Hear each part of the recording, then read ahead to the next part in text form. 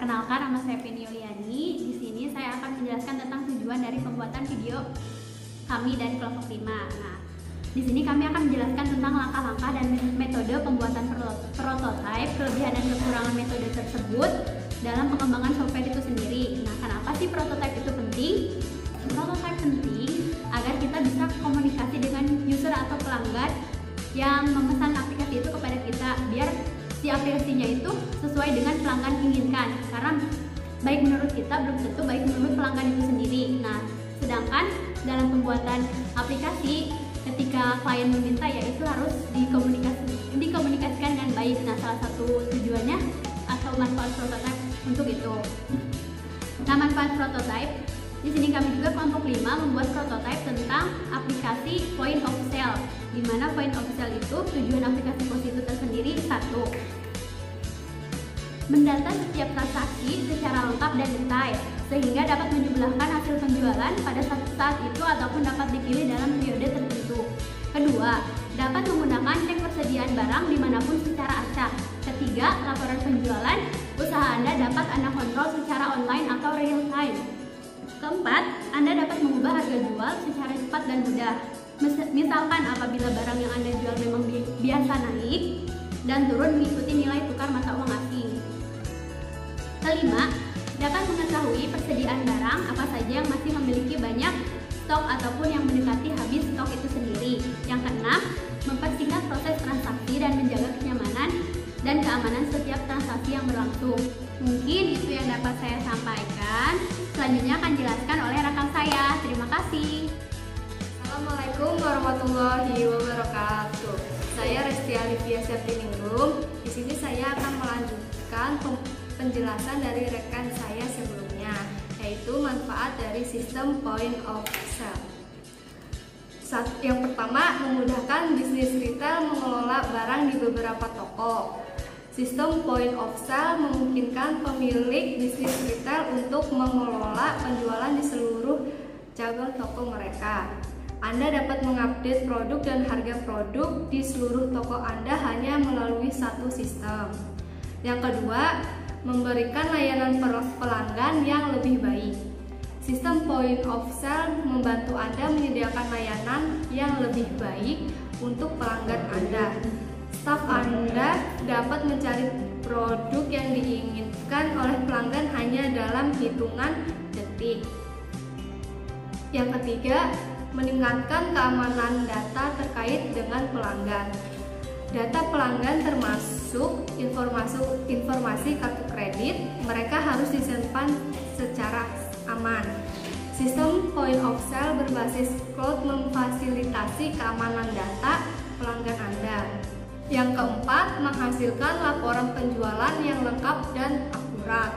Sistem point of sale ini membantu Anda mendapat data lengkap mengenai kinerja penjualan Anda.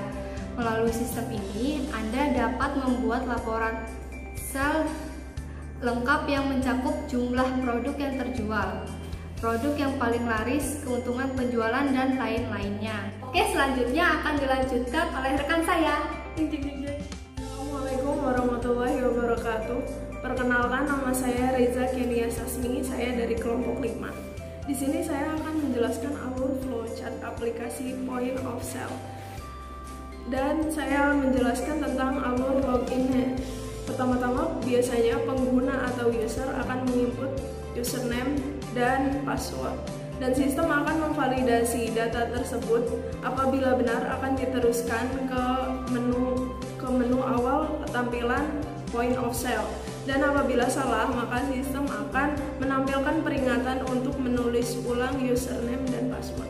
Oke, selanjutnya saya akan menjelaskan salah satu flowchart dari menu penjualan. Pertama, masuk ke menu penjualan. Selanjutnya, pilih transaksi penjualan. Di sini saya akan ambil contoh transaksi sekarang. Di tampilan awal, masukkan kode atau nama barang. Jika sudah tampil data tersebut, di situ akan ada pilihan ekspedisi seperti JNE dan Tiki, dan juga terdapat nomor resi, biaya kirim, dan diskon ekspedisi, dan juga diskon biaya kirim. Setelah Setelah proses transaksi sudah diinput, maka data akan ditampilkan. Sekian dari saya, terima kasih, dan selanjutnya akan dilanjutkan oleh rekan saya.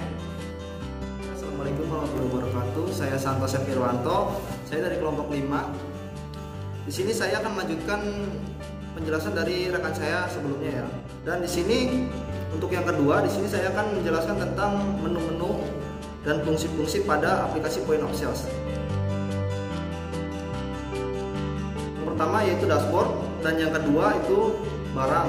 Dan di menu barang itu ada submenunya juga, yaitu data barang, daftar promosi, daftar penyesuaian, label barcode, dan menu jual dan juga tidak jual. Itu untuk di menu barang ya. Dan untuk yang selanjutnya di menu penjualan. Di menu penjualan sendiri yaitu ada submenu yaitu transaksi penjualan dan return penjualan dan juga daftar penjualan. Nah, selanjutnya itu menu laporan. Di sini di menu laporan ini yaitu untuk menampilkan laporan-laporan yang sudah ada transaksi sebelumnya ya. Seperti transaksi pada barang, transaksi pada penjualan dan pembelian, supplier, pelanggan, karyawan, keuangan dan data pendukung lainnya. Oke, di sini untuk data sendiri, data barang sendiri, menu barang. Di sini terdapat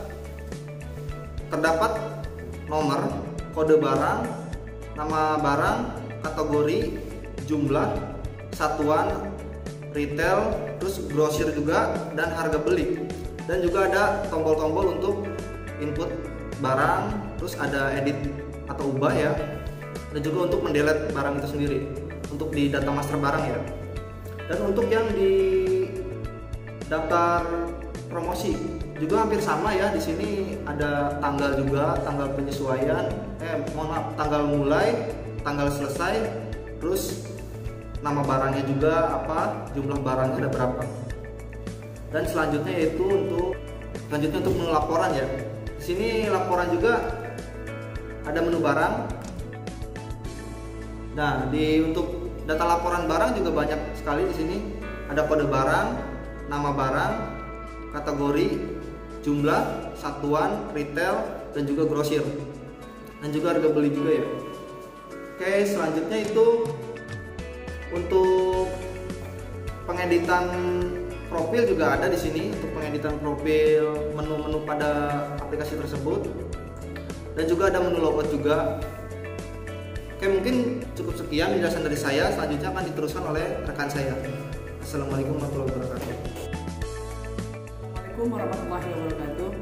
Perkenalkan, saya Azizul Rahman dari kelompok 5.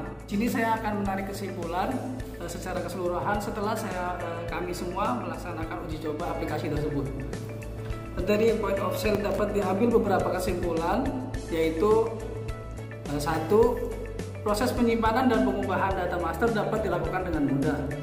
2. Proses penjualan dapat berjalan dengan baik. Dan yang ketiga, dapat memberikan laporan keseluruhan, kesediaan barang, dan juga laporan transaksi penjualan. Mungkin itu penjelasan yang dapat kami sampaikan. Lebih kurangnya mohon dimaafkan. Terima kasih atas perhatiannya. Wassalamualaikum